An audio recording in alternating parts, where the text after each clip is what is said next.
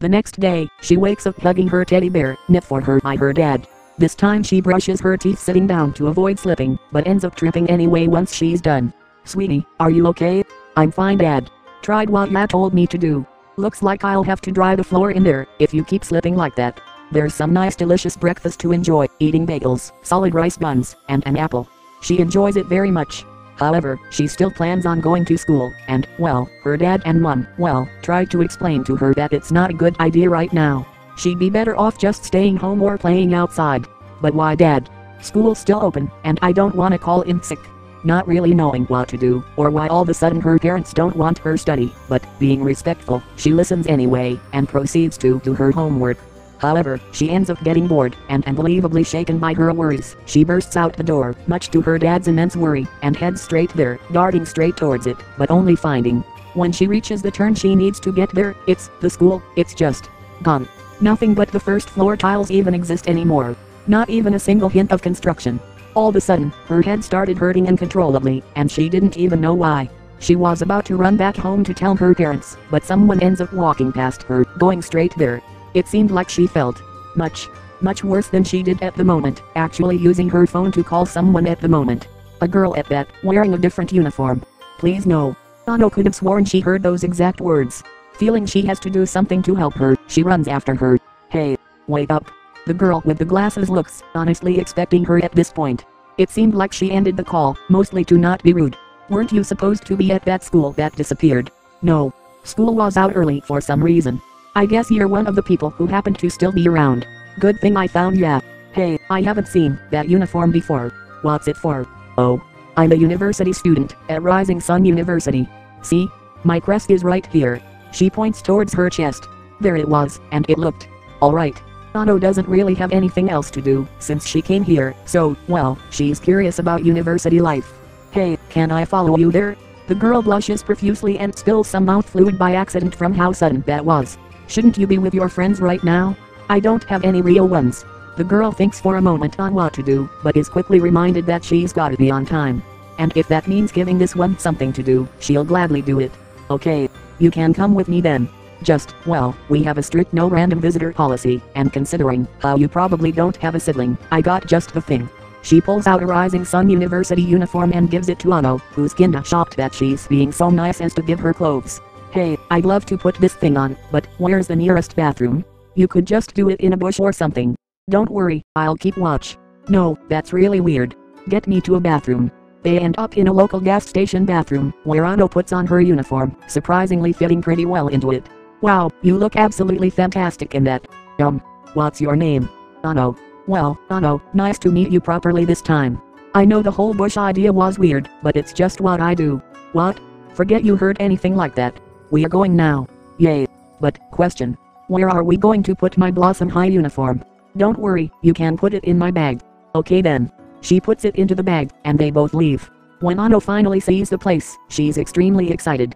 It looks really neat and tidy, plus it looks super cool to her. The guard there lets them both through, even though Ano would probably stand out. The first stop, of course, to tell a friend of hers that her school uniform was being used by someone else. The person in there opens the door to the changing room and wonders what the hell took so long to get the spare uniform, and why on earth she cut off contact with her so soon, pretty angrily. Then she sees why. Blossom High student looking for something to do? Well, yeah, no hard feelings. I just worked hard in the gym early today, and, well, unfortunately in a bit of my excitement, I tore my outfit. What you are wearing was going to be my replacement, but now I guess I'm just locked in here until someone gets me spares. Julie, isn't this what you've been waiting for this whole winter?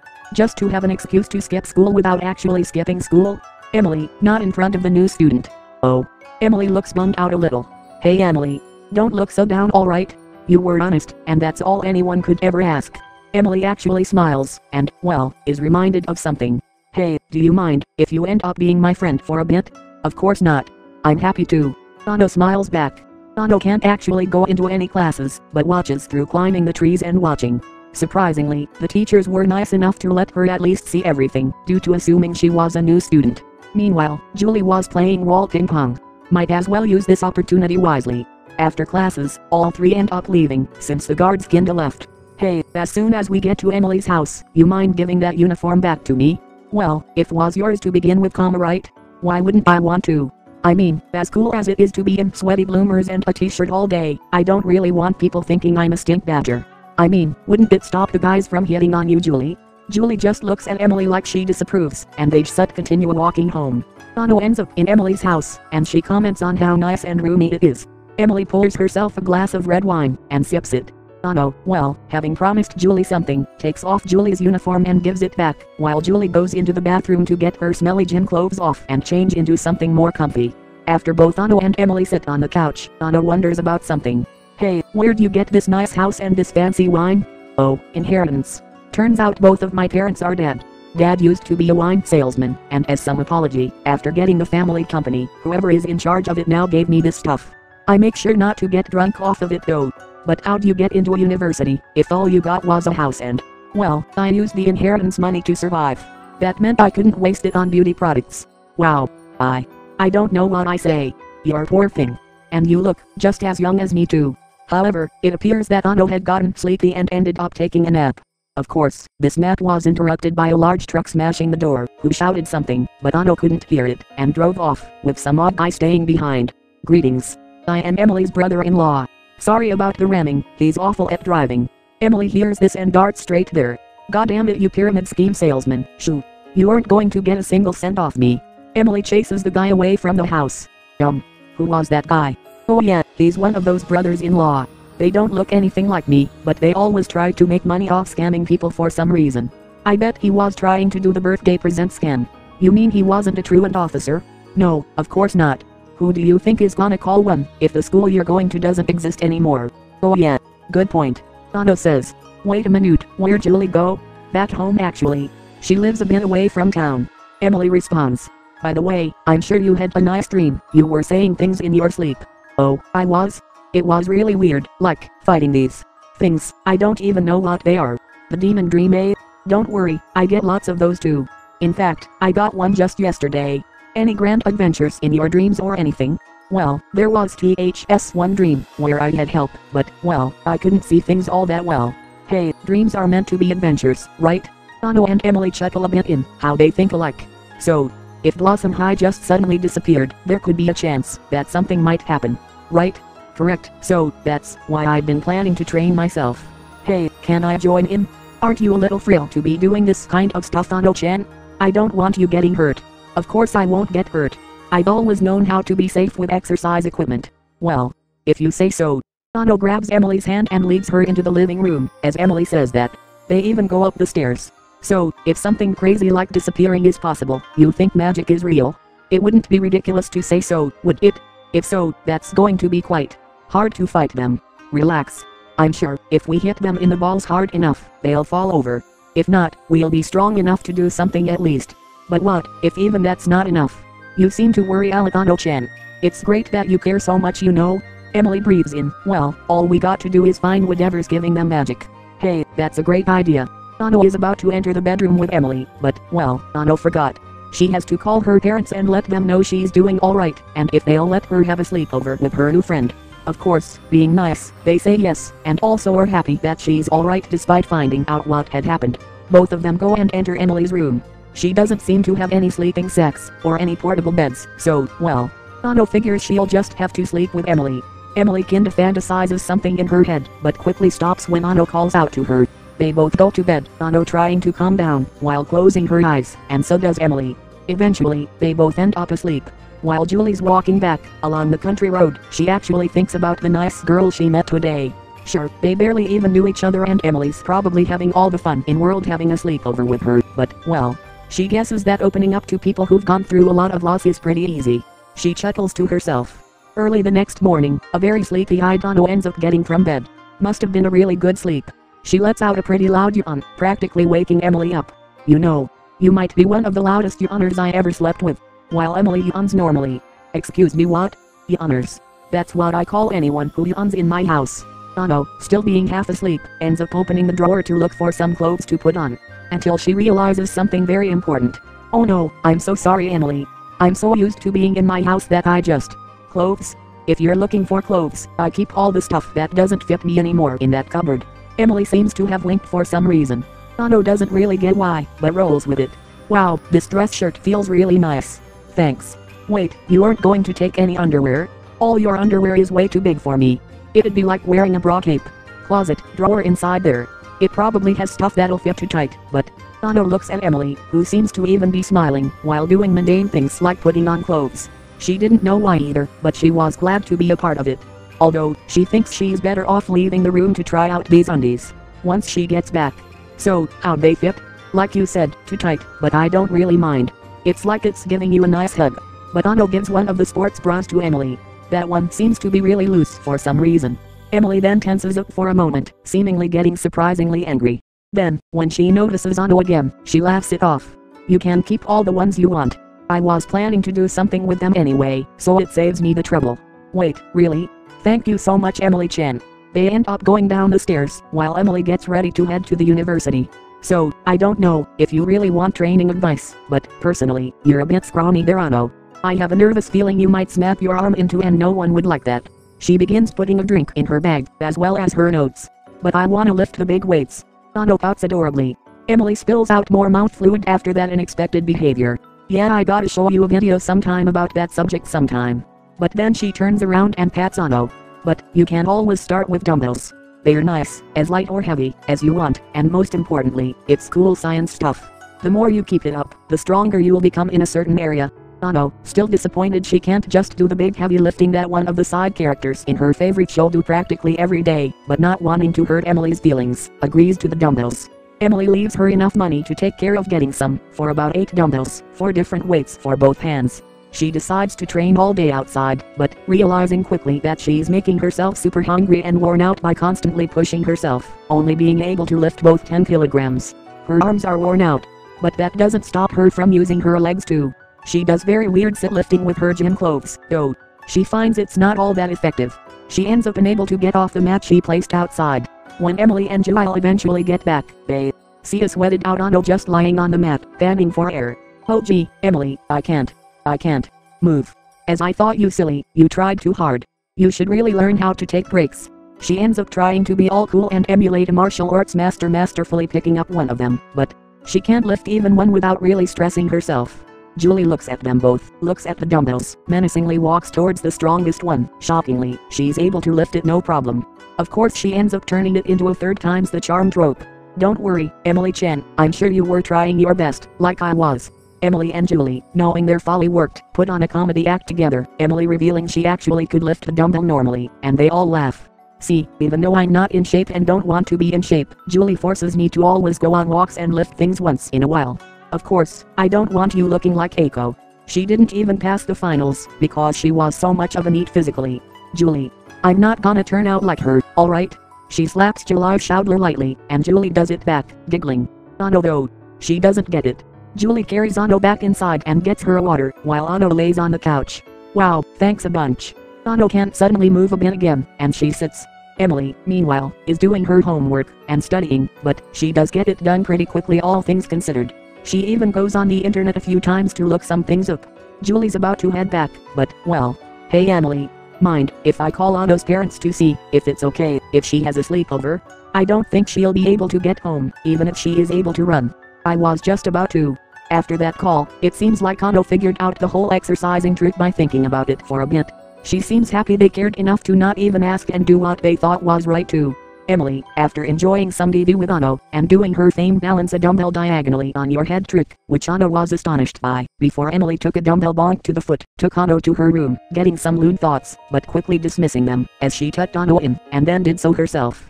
She texted one of her professors that she might not make it to first class and asks if she can get a summary and some assignments. He says to go straight for it, and he wishes more students did stuff like this. Then, she dozes off into sleep, but having to roll a bit, before Anno gets annoyed. Miss, stop trying to be a hot dog and figure out a comfy way to sleep already. Anno noticed she sounded rude, felt awful, and quickly apologized. Emily forgave her, as her rolling, well, was annoying. There was no reason it wasn't, and Anno, probably having her own bed for years at this point, isn't used to Emily's recalibration methods. Eventually the two fell asleep. When it came to be morning, well, as morning as a morning could be, Anno woke up, face glinted with red from the sun shining down through the blinds. And, well, she was fine. Guess she really did just need rest like Emily said. Given that she was alone, she decided to put something nice on. Something pretty out of Emily's old wardrobe she never uses. Her parents always told her that dressing weird also feels weird, so she took that to heart and picked a nice sleeved, yellow outfit with a decently long skirt. She wasn't going to be doing anything hard on herself today, especially after yesterday. She comically doesn't want to end up like that again. However, when she comes downstairs and sees Emily in gym clothes, no, they were a bit lewd. A fair bit of cleavage coming out the top of the gym tank top, and the bottom seemed to stop at her belly button. It's almost like it only barely fit her. And it's not like her bloomers were any better, only covering the necessary parts and a good chunk of butt. Actually, her ass kinda hung out from the bottom. It's like Anna was watching a mature-rated anime protagonist, and it felt weird. But she also was sweaty. Hey, it's barely even 7, why are you all drenched like you went to a splash pad? Oh, I forgot you were still sleeping. You should have heard how loud I was. Think I may have dropped the weight equipment a few times too, but I'm so worn out I don't remember. Aren't you supposed to feel better when you exercise though? Anna looks at her oddly. That comes later today. Besides, my second class was a free exercise period. So, But why that outfit? Aren't shy people supposed to be self-conscious about that? Emily chuckles to herself. Well, you already caught me finishing up, so it's not like it's going to stop me now. She gives a thumbs up. I'll go post my gains on Flintbook. I share it to my friends and my fives. And prof, friends, because, well, I like sharing what I do. Even if that's just Julie, and I get credits for showing how hard I worked. So are you going to tidy up your vest for the photo? Because, well, Anna points and Emily finally realizes. And that's my secondary training. With breasts like these. But Emily becomes a bit blushy about that. Never mind, just me things. Anna, seeing Emily embarrassed, doesn't ask anymore and lets Emily cover that cleavage with a tracksuit. Then, she snaps the photo, giving a smile. That aside, Julie may have posted you struggling on Flintbook too. It's a nice memory you might want to keep, yeah no? I guess so. Gosh, I can't wait until I get all super strong and stuff like that doesn't bother me anymore. Emily is cheerful the whole way through. Hey, don't you usually get ready for university by now? Oh, I got first and second off, at the exchange of some extra assignments I have to do. She straightens up her tracksuit and makes sure things are comfy around that area, then turns to Anna. But, don't you feel like going on an adventure today? Wait, an adventure? Yeah, strength training is not the only kind of fitness you can take. Cardio's amazing and helps get everything flowing. Anna thinks about it, but, well, she has this dress on. And it's pretty. And she's still gotta recover. You can power jog all you want, but I might be a little more interested in looking for things you might not expect today. Really? Like what? Hidden stuff that could lead to more stuff. That'll eventually lead to magic. Emily is taken aback by Anna's adventurous tone. It can be about that. But, unknown to Anna, being shy most of her life, and being a little perverted, made Emily think lewd thoughts about things she'd keep to herself. So, if we find some crazy club or book, or something, it'll be wonderful. And, what's your plan, if that doesn't turn out, Anna-chan? Oh, I'd probably just keep training. Emily blushes a little bit more. Both of them exit the house, one power jogging, with the other just enjoying everything she didn't get to see. Eventually, they get to the more urban area of the town, around the older houses. The adults around don't really mind, since they all know who Anna is anyway, and, well, understand completely, even when they walk by a few small shops. Both of them note that neither one of them really has been this direction in town before, and before they know it, they arrived at the town park. The younger kids are playing around the pretty modern play structures, mostly in a game of tag, but some sliding, swinging, or other fun activities. Wow, Melly really is having fun over there. Wait, you know the kids here? Yeah, I play with them sometimes. I gotta make sure I say hi. Be right back. Anna runs off, and Emily accidentally sees Anna's panties making her, already incredibly sweaty and hot, blush profusely and have trouble holding on to her composed self. But, before she can act on anything, she gets a whiff of something suspicious. Someone on that bench, approximately 30 meters from the park, wasn't looking at the exposed part of her butt, as she is incredibly aware when people are looking at her, meaning, if that man wasn't looking excited at her. She looked around and noticed exactly what she feared. That sicko's looking at the kids like a disgusting pervert. And he practically looks perfectly normal otherwise, which pisses her off even more. She menacingly walks to that man. Excuse me sir. Why haven't you sought help yet? Pardon me? I'm just trying to, she points at him pretty angrily. I saw exactly what kind of show we're trying to get. Who even brings a damn tissue box with them, unless the sole purpose of it was to be a degenerate. I'll tell you who. Emily proceeds to hard jam her fist into the man's teeth, breaking them.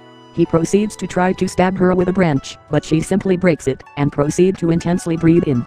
You really are the lowest scum in history, you know that?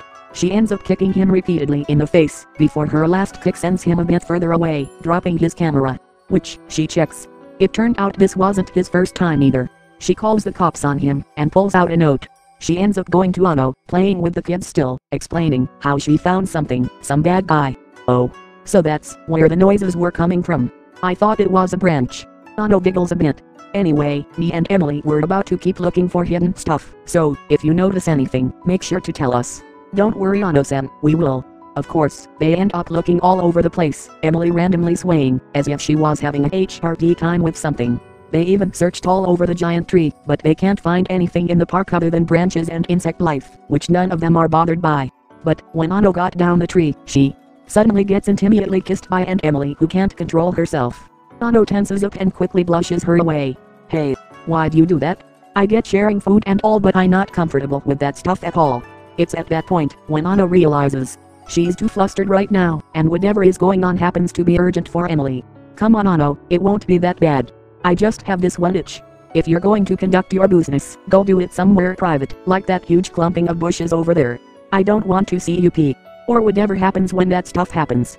Ano blushes, having had enough of Emily's weirdness. Then Emily realizes what she's doing, sighs, and apologizes profusely. Something's gotten into her she didn't expect. She better go take care of this somewhere. Either way, Ano keeps searching, until she ends up finding some strange book.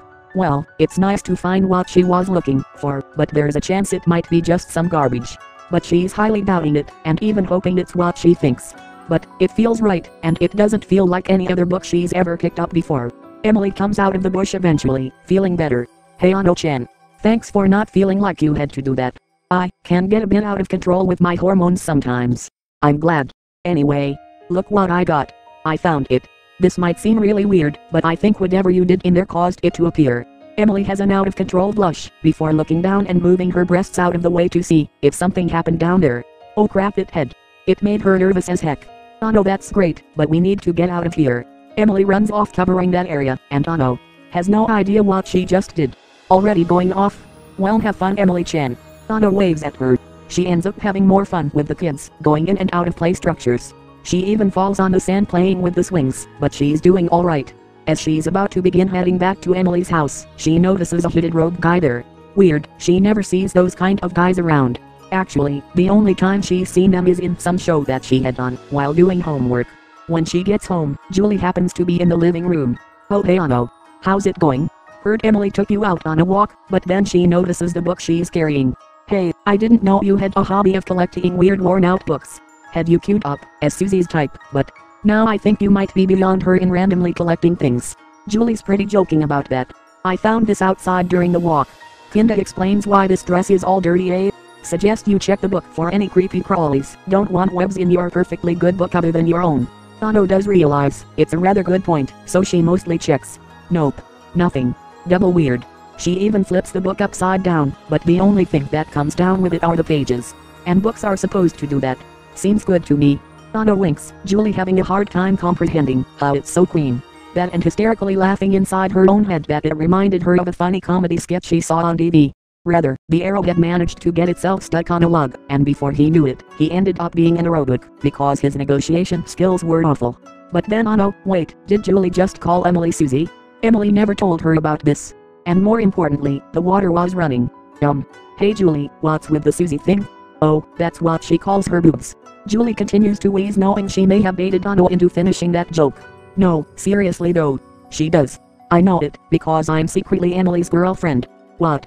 Oh yeah, I forgot, you don't know that sometimes the term girlfriend. Never mind. Julie had planted in Ano's mind that she could be lesbian by complete accident, and when Julie realized it, she had an internal meltdown. Emily was rubbing off on her too much.